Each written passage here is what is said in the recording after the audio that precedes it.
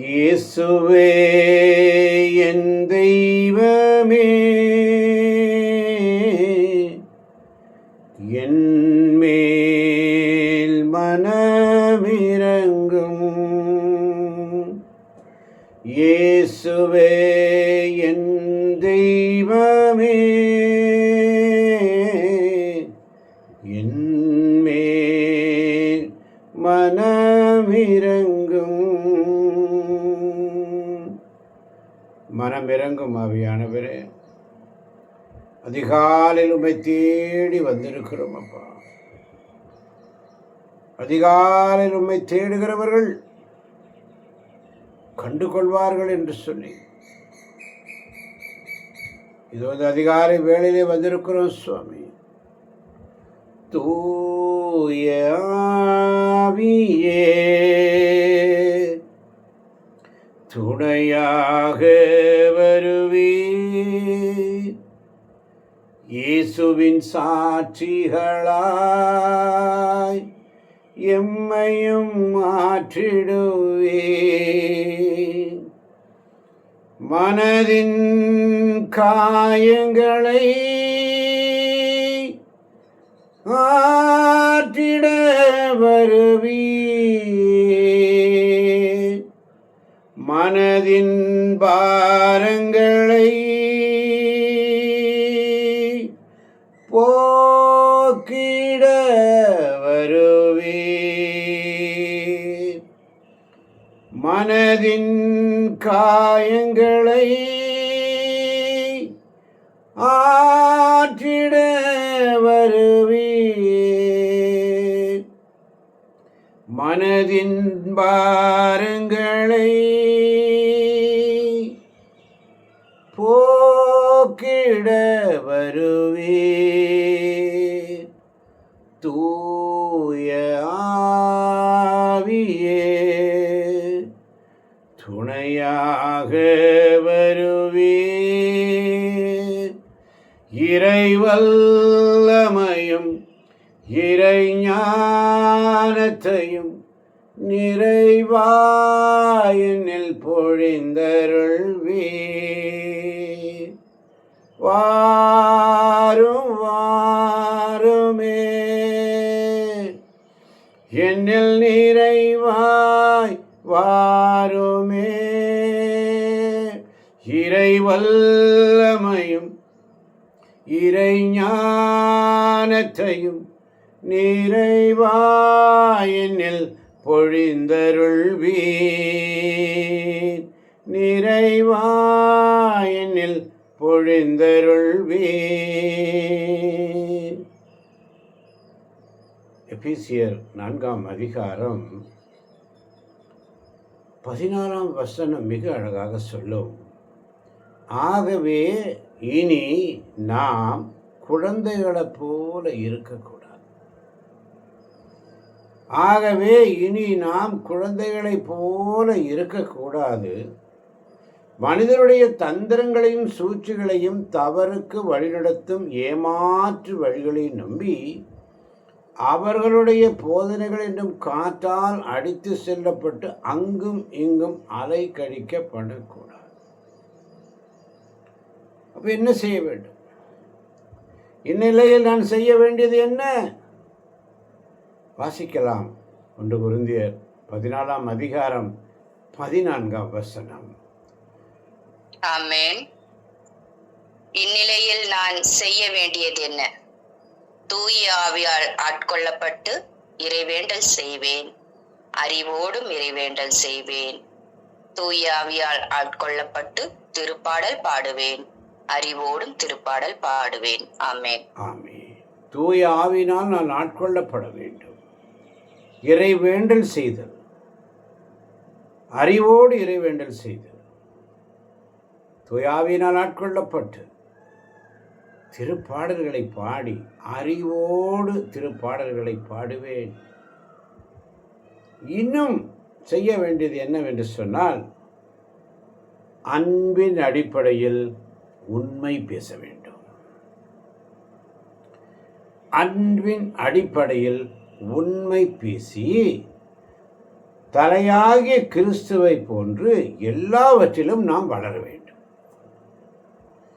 இயேசுவே உமக்கு நன்றி, இந்த வார்த்தைக்காய் நன்றி ஆண்டவரே. அன்பின் அடிப்படையில் உண்மை பேசி தூய ஆவியினால் ஆட்கொள்ளப்பட்டு இறைவேண்டல் செய்கிறேன். தூய ஆவியினால் ஆட்கொள்ளப்பட்டு திருப்பாடல்களை பாடுகிறேன். அறிவு தெளிவோடு இறைவேண்டல் செய்கிறேன். அறிவு தெளிவோடு திருப்பாடல்களை நான் பாடுகிறேன். அப்படிப்பட்ட காரியங்களை நாம் செய்யும் பொழுது உண்மையான அன்பின் அடிப்படையில் உண்மை பேச ஆவியானவர் ஒத்துழைக்கிறார். தலையாக கிறிஸ்துவை போன்று எல்லாவற்றிலும் நாம் வளரவும் வேண்டும் என்ற சிந்தனையை ஆவியானவர் என்று நமக்கு தருகிறார். அதனால தான் எபேசியர் 4:12 மிக அழகாக செல்லும். வாசிக்கலாமா எல்லாரும் சேர்ந்து? எபேசியர் 4:12. ஆமென். ஆமென். திருத்தொண்டாற்ற இறை மக்களை ஆயத்தப்படுத்தவும் உடலை கட்டி எழுப்பவும் இவர்களை அவர் ஏற்படுத்தினார். ஆமென். திருத்தொண்டாற்ற இறை மக்களை ஆயத்தப்படுத்தும். பாருங்க, இன்னைக்கு ஆவியானவர் எப்படி பேசுறார். திருத்தொண்டாற்றணும். தூய ஆவியால் நான் ஆட்கொள்ளப்படுகிறேன், இறைவேண்டல் செய்கிறேன், நன்றாகத்தான் இறைவேண்டல் செய்கிறேன், நன்றாகத்தான் திருப்பாடல்களை பாடுகிறேன், நன்றாகத்தான் எல்லாம் செய்கிறேன். அதுவும் கடந்து அவற்றையெல்லாம் செய்யும் பொழுது அன்பின் அடிப்படையில் உண்மை பேசி தலையாக கிறிஸ்துவை போன்று எல்லாவற்றிலும் நாம் வளர வேண்டும். வளர்வது மட்டும் பத்தாது, திருத்தொண்டாற்ற இறை மக்களை ஆயத்தப்படுத்த வேண்டும். திருத்தொண்டாற்ற இறை மக்களை ஆயத்தப்படுத்தி கிறிஸ்துவின் உடலை கட்டி எழுப்படும். அதுக்குதான் ஆண்டவர் நம்மை அழைத்திருக்கிற அந்த அதிகாலை வேளையில் என்பார். அதுதான் நம்மளை கூப்பிடுறாரு. இந்த காலை பொழுதிலே அழகா நம்மளை பேசுறாரு பாருங்க ஆவியானவர். அவர்கிட்ட கேட்கும் போது வார்த்தைகள் அனுப்புவார். அதனாலதான் இதன் காரணமாகத்தான் விண்வெளிகளும் மண்ணிலும் உள்ள ஒவ்வொரு குடும்பமும் உண்மையிலே குடும்பமாய் விழுகுவதற்கு காரணமாயிருக்கிற தந்தையிடம் நான் மண்டியிட்டு வேண்டுகிறேன். இவெல்லாம் இந்த குடும்பத்தில் என் பிள்ளைகளுக்கு எல்லாம் கிடைக்கணும்னு சொல்லிதான் அந்த ஜெப வழிபாடு. குறிப்பாக இந்த 3 மணி ஜெப வேளையில இதை குறித்து ஜெபிக்க ஆவியானவர் நம்மை அழைக்கிறார்.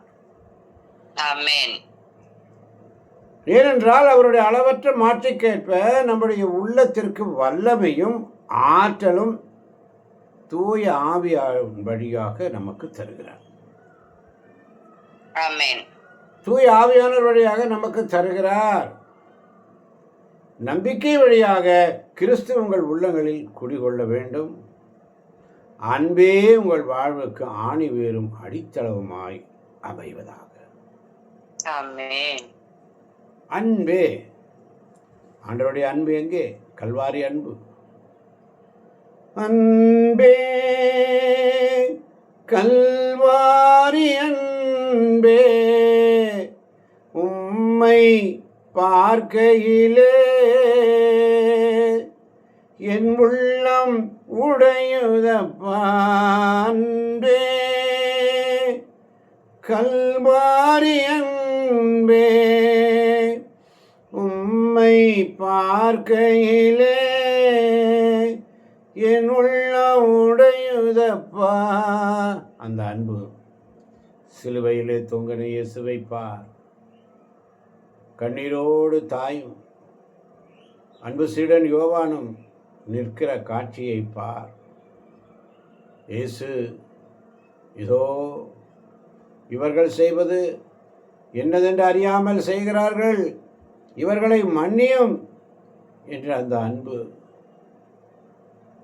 கள்வர்கள் பரிகாசம் செய்தாலும் அதில் நல்ல கள்வருடைய அன்பு. ஆண்டவரே, என்னை நினைவு கூர்ந்தருளும், என்னை நினைவு கூர்ந்தருளும் என்றவன் கேட்கிறான். உதாரி மைந்தன், நான் என் தந்தையிடம் போவேன். என் தந்தையின் அன்பு எப்படிப்பட்ட அன்பு! ஓடி போவேன் என்று சொல்லி அந்த உதாரி மைந்தன் வருவதைப் போல அன்பு கூறுவேன் இன்னும் அதிகமாய், ஆராதிப்பே இன்னும் ஆர்வமாய், உம்மை முழு உள்ளத்தோடு ஆராதிப்பேன், முழு பலத்தோடு அன்பு கூறுவேன். ஆராதனை ஆராதனை ஆராதனை ஆராதனை. இந்நிலையில் செய்ய வேண்டியது என்ன? இறைமக்கள் அனைவரோடும் சேர்ந்து கிறிஸ்துவுடைய அன்பின் அகலம், நீளம், உயரம், ஆழம் என்னவென்று உணர்ந்து அறிவுக்கு எட்டாத இந்த அன்பை அறிந்து கொள்ளும் ஆற்றல் பெறுவீர்களாக. தெய்வத்தின் அன்பு மாறாதது, தெய்வத்தின் அன்பு நிலையானது, தெய்வத்தின் அன்பு அழியாதது, தெய்வத்தின் அன்பு மாறாதது, தெய்வத்தின் அன்பு நிலையானது, தெய்வத்தின் அன்பு மாறாதது, தெய்வத்தின் அன்பு குறையாதது, தெய்வத்தின் அன்பு அழியாதது.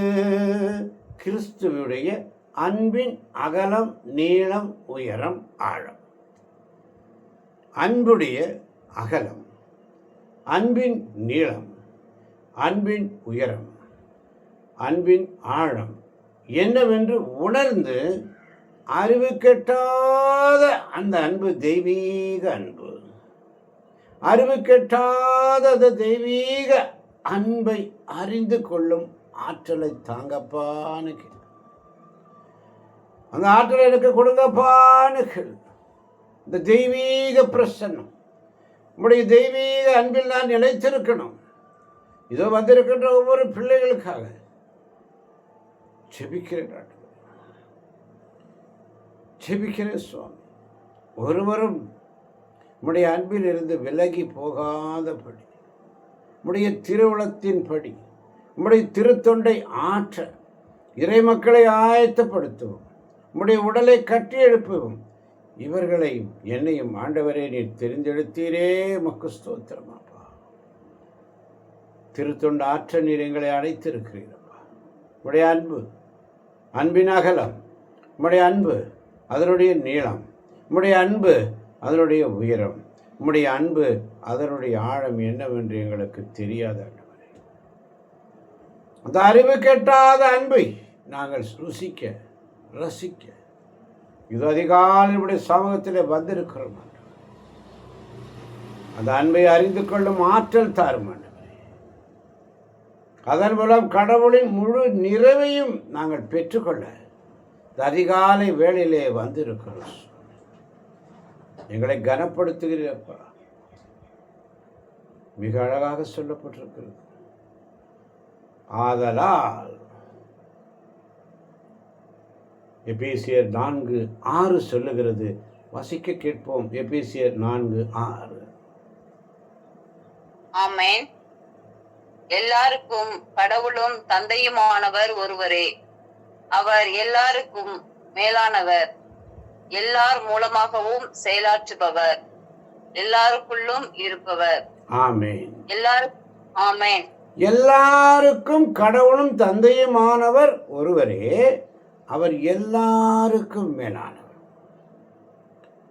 எல்லாருக்கும் மேலானவர், எல்லார் மூலமாகவும் செயலாற்றுபவர், எல்லாருக்குள்ளும் இருப்பவர். எனவே நாம் அனைவரும் திருத்தொண்டு ஆற்ற இறை மக்களை ஆயத்தப்படுத்தணும். அல்லேலூயா. எல்லாருக்குள்ள இருக்கிறவர் கிறிஸ்துவின் உடலை கட்டி எழுப்ப இந்த காலை பொழுதிலே ஆண்டவர் நம்மை அழைக்கிறார். ஆமன் வாழ்ந்தவர்களே, ஒவ்வொரு நாளுடைய சமூகத்தில் நீதிமொழிகள் அழகாக சொல்லுகிறது. 8ஆம் அதிகாரம் 17ஆம் வசனம், எனக்கு அன்பு காட்டுவோருக்கு நானும் அன்பு காட்டுவேன். எனக்கு அன்பு காட்டுவோருக்கு நானும் அன்பு காட்டுவேன். என்னை ஆவலோடு தேடுகின்றவர்கள் என்னை கண்டுபிடிப்பார். ஆவலோடு அவரை தேடணும், அதிகாலையில் தேடணும், அந்த ஆர்வத்தோடு அவருடைய சமூகத்தில் வரணும். ஆமன் பார்த்தவர்களே, அதனால தான் நீதிமொழிகள் 8:30 சொல்லுது, நான் அவர் அருகில் அவருடைய சிற்பியாய் இருந்தேன், நாள்தோறும் அவருக்கு மகிழ்ச்சி ஊட்டினேன். ஆண்டவரை மகிமைப்படுத்தணும், அவருக்கு நாள்தோறும் மகிழ்ச்சி ஊட்டினேன், எப்போது அவர் முன்னிலையில் மகிழ்ந்து செயலாற்றினேன். எப்பொழுது அவருடைய முன்னிலையில் மகிழ்ந்து சந்தோஷமாய். என் சுயமனத்தால் ஆள பார்த்து ஆள முடியல, என் பணபலத்தால் படைக்க பார்த்து படைக்க முடியல, என் சொல்பலத்தால் அழைக்க பார்த்தேன் அழிக்க முடியல, என் கால்பலத்தால் நடக்க பார்த்தேன் நடக்க முடியல, நடக்க முடியல இயேசுவே நடக்க முடியல, தாங்கி கொள்ளுங்க கரத்தில் ஏந்தி கொள்ளுங்க. என் சுயபலத்தால் ஓட பார்த்து ஓட முடியல, என் மனபலத்தால் ஆள பார்த்து ஆள முடியல, என் கால்பலத்தால் நடக்க பார்த்து நடக்க முடியல, என் சொல்பலத்தால் அடக்க பார்த்து அடக்க முடியல. நடத்தி வந்தீங்க ஆனாலும் நடத்தி வந்தீங்க, நடத்தி வந்தீங்க ஆனாலும் நடத்தி வந்தீங்க, தாங்கி கொண்டீங்க கரத்தில் ஏந்தி கொண்டீங்க, தாங்கி கொண்டீங்க கரத்தில் ஏந்தி கொண்டீங்க. நான் கடந்து வந்த பாதைகள் கரடு மேடுகள், நான் நடந்து வந்த பாதைகள் முட்கள் வேலிகள், நடத்தி வந்தீங்க ஆனாலும் நடத்தி வந்தீங்க, தாங்கி கொண்டீங்க கரத்தில் தாங்கி கொண்டீங்க, தாங்கி கொண்டீங்க கரத்தில் ஏந்தி கொண்டீங்க. ஒரு நாள் நம்மை தாங்குகிறவர். நம்மளுடைய சொந்த இச்சையினால் எதுவுமே நடக்கிறதில்லை, அவருடைய திட்டத்தின்படியே நடக்கும், அவருடைய திட்டத்தின்படியே நடக்கணும். அதனால தான் மிக அழகாக சொல்லப்படுகிறது நீதிமொழிகள் 10ஆம் அதிகாரம் 30ஆம் வசனம், கடவுளுக்கு அஞ்சி நடப்போரை ஒருபோதும் அசைக்க இயலாது. அவ்வளவுதான், கடவுளுக்கு அஞ்சி நடப்போரை ஒருபோதும் அசைக்க இயலாது, அசைக்க முடியாது. அல்லேலூயா, அல்லேலூயா, இயேசுவுக்கு நன்றி. அதனாலதான் நீதிமொழிகள் 8ஆம் அதிகாரம் 32ஆம் வசனம் மிக அழகாக, எனவே பிள்ளைகளே எனக்கு செவி கொடுங்கள், என் வழிகளை பின்பற்றுகின்றோர் நற்பேறு பெற்றோர், நற்பயிற்சி பெற்று ஞானத்தை அடையுங்கள், அதை புறக்கணியாதீர்கள். ஆமென்.